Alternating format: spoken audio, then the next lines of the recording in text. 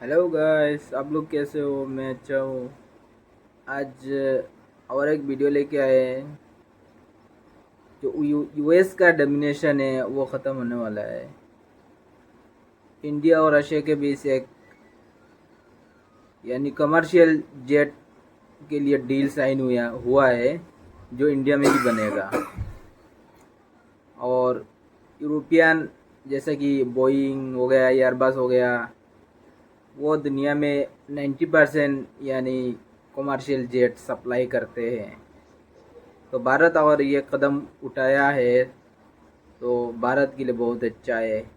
ये भारत का commercial aviation industry में पहला कदम हो सकता है, लेकिन बहुत बड़ा कदम है और भारतीयों के लिए बहुत बड़ा खुशखबरी है। चलिए शुरू करते हैं। जो है बनाती है एक Russian company UAC. Full form है इसकी यूनाइटेड एयरक्राफ्ट कॉरपोरेशन। रशिया का सपना है कि आगे जाकर बोइंग और एयरबस जैसी जो वेस्टर्न कंपनीज हैं अमेरिका की, यूरोप की, उनको ये टक्कर देना चाहते हैं और इनके प्लेन्स आज के समय पूरे रशिया में उड़ाए जा रहे हैं। और इंटरेस्टिंग बात देखिए, ये जो कंपनी है यूएसई, इस पर यूएसए और यूरोप ने लगा रखे हैं हैवी सैंक्शंस। नाउ एक बार को लग रहा था कि भारत इस कंपनी से कोसों दूर रहेगा, डोनाल्ड ट्रंप टैरिफ लगा देंगे, कुछ हो जाएगा। बट हाल ही में एक बड़ी न्यूज सामने आई है। भारत की हिंदुस्तान एरोनॉटिक्स लिमिटेड ने एक डील साइन कर दी है रशियन यूएसी कंपनी के साथ for domestic passenger jet production. ये एक गेम चेंजिंग न्यूज है। This is historic in many ways. इसका मतलब ये है कि जो पैसेंजर जेट्स का मामला है, मैं आपसे सिंपल सवाल पूछूं, एक इंडस्ट्री में मुझको आप बताओ जहां पे हम बिल्कुल कंप्लीटली निर्भर करते हैं वेस्ट पर, वहां पे सही आंसर होगा सिविल एविएशन। एक बार को मैं आपको बता दूं, कल को मान लो यूएस ये माइक्रोसॉफ्ट और यूट्यूब वगैरह सब खत्म कर देते हैं, धीरे धीरे इंडिया में हम लोग अपना इकोसिस्टम बिल्ड कर लेंगे। अभी हमारे पास इमीडिएट ऑल्टरनेटिव्स नहीं है, बट अराता ये आ चुका है और कई और प्लेटफॉर्म्स आ चुके हैं। India is slowly building its own social media.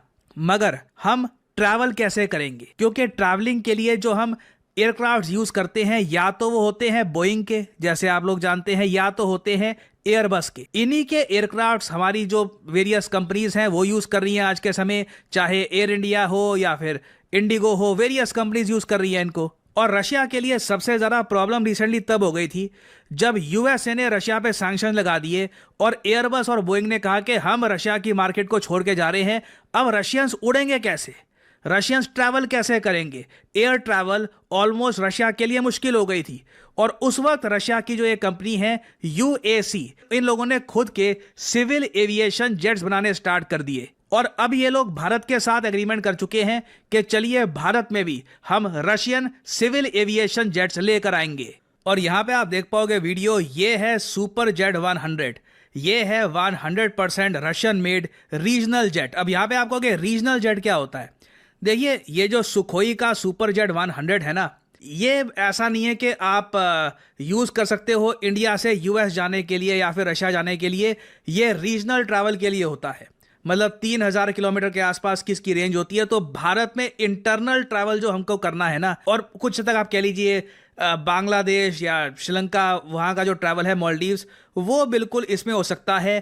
SSJ-100 इसका जो प्रीडिसेसर था आज से कुछ साल पहले, वहां पे 70% विदेशी कंपोनेंट्स थे। बाद में रशिया ने सैंक्शंस के बाद इसको 100% इंडिजिनस बना दिया है और इसलिए रशिया इसको कह रहा है 100% सैंक्शंस प्रूफ एयरक्राफ्ट। क्योंकि कल को देखो, यूएसए कितना भी नाराज हो जाए, यूएसए का प्रेसिडेंट कोई भी बन जाए, ट्रंप, जॉन सीना, कुछ भी वहां पर हो जाए, यूएसए में कोई भी अगर मान लो प्रेसिडेंट बोले कि जी इंडिया पाकिस्तान के साथ ठीक नहीं कर रहा, इंडिया पे सैंक्शन लगाओ, हमको कोई फर्क पड़ेगा नहीं इससे। क्योंकि रशिया की कोई हिस्ट्री नहीं है भारत पे सैंक्शन लगाने की।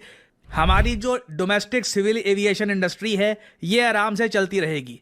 और इधर आप देख पाओगे स्पेसिफिकेशंस हैं इस जेट के, ये काफ़ी इंप्रेसिव है टू बी ऑनेस्ट। अभी मैं इसको कंपेयर करूंगा बोइंग के एयरप्लेन से। उससे आपको थोड़ा सा और एक आइडिया मिलेगा। और इधर आप देख पाओगे जो रीजनल ट्रैवल होता है ना, वो ये जो प्लेन है आराम से कर सकता है।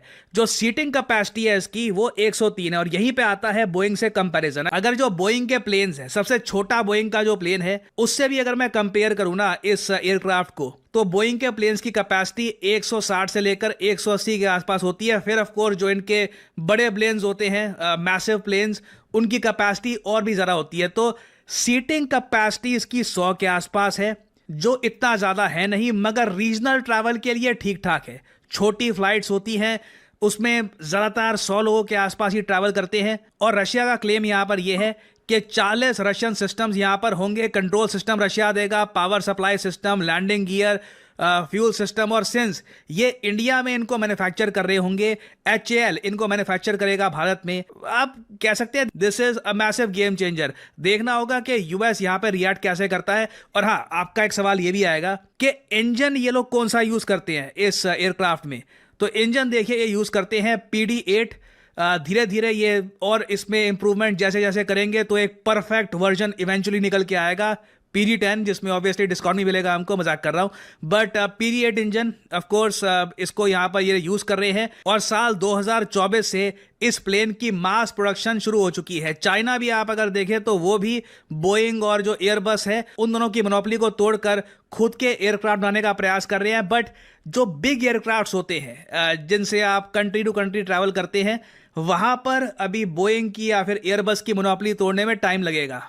और एक बात मुझको यहां पर वैसे ये भी ऐड करनी पड़ेगी, इवन दो काफ़ी जगह लिखा जा रहा है कि ये जो SJ-100s हैं इंडिया में कंप्लीटली मैन्युफैक्चर किए जाएंगे। रियलिटी ये है, अगर हम डिटेल्स में जाएं तो जो ये सुखोई सुपरजेट 100 है, इसे भारत में असेंबल किया जाएगा। इस एग्रीमेंट के अंडर जो रिसेंटली हुआ है, हिंदुस्तान एरोनॉटिक्स लिमिटेड को इस जेट को असेंबल करने के जो राइट्स हैं ये प्रोवाइड कर दिए गए हैं। और ऑब्वियसली ये एक पिवटल स्टेप है, बहुत इंपॉर्टेंट स्टेप है टुवर्ड्स सेल्फ रिलायंस। देखो, हम लोग सिंपली एक चीज चाहते हैं कि हम लोग किसी पे निर्भर ना रहे। वो कोई भी कंट्री हो दुनिया की, वो आराम से अपने तरीके से एग्जिस्ट करे, बट अपनी जो विल है, अपना जो उनको दुनिया अपने हिसाब से जो चलानी है, वो किसी पर एनफोर्स ना करे। तो एक बार सिविल एविएशन में भारत को सेल्फ रिलायंस मिल गई, जो अभी वैसे टाइम लगेगा, बट इससे बिल्कुल थोड़ी बहुत जो मोनोपोली है अमेरिकन और यूरोपियन मैन्युफैक्चरर्स की, जैसे कि बोइंग और एयरबस,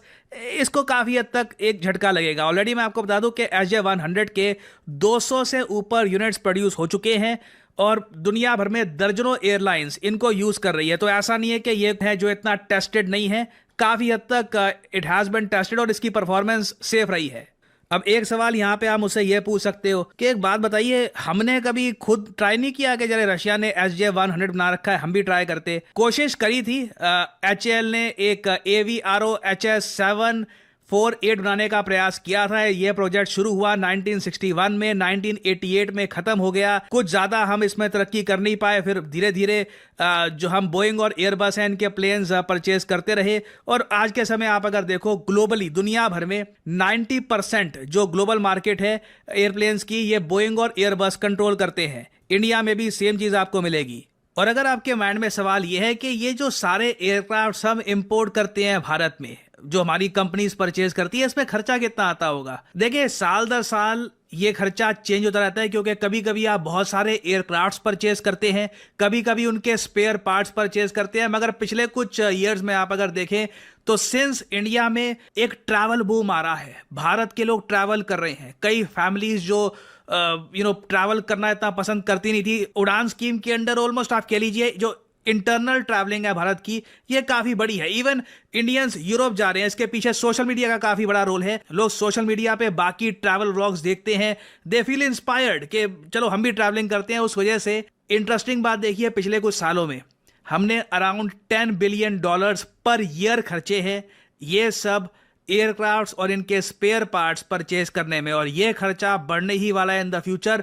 रशिया ने ऑलमोस्ट आप कह लीजिए सही टाइम पर मार्केट में एंट्री करी है। इनको पता है कि भारत की एविएशन मार्केट अभी बहुत ज्यादा तेजी से आगे बढ़ने वाली है, और इसमें ये चाहते नहीं है कि सारा जो एक बड़ा इसका शेयर है ये बस एयरबस और बोइंग लेके चला जाए। तो this is a pretty good market move from Russia. इसमें यह एज्यूम मत कर लेना कहीं से भी मैं एक ये भी ऐड कर लूं कि रशिया हमारा दोस्त है, रशिया चाहता नहीं है कि हम यूएस पे डिपेंडेंट रहे, तो इसलिए रशिया आगे नहीं, उनको पैसा कमाना है। वो सिर्फ यहां पर आए हैं क्योंकि यहां पे स्पेंडिंग पावर बढ़ रही है और उनको पैसा कमाना है। That is pretty much it.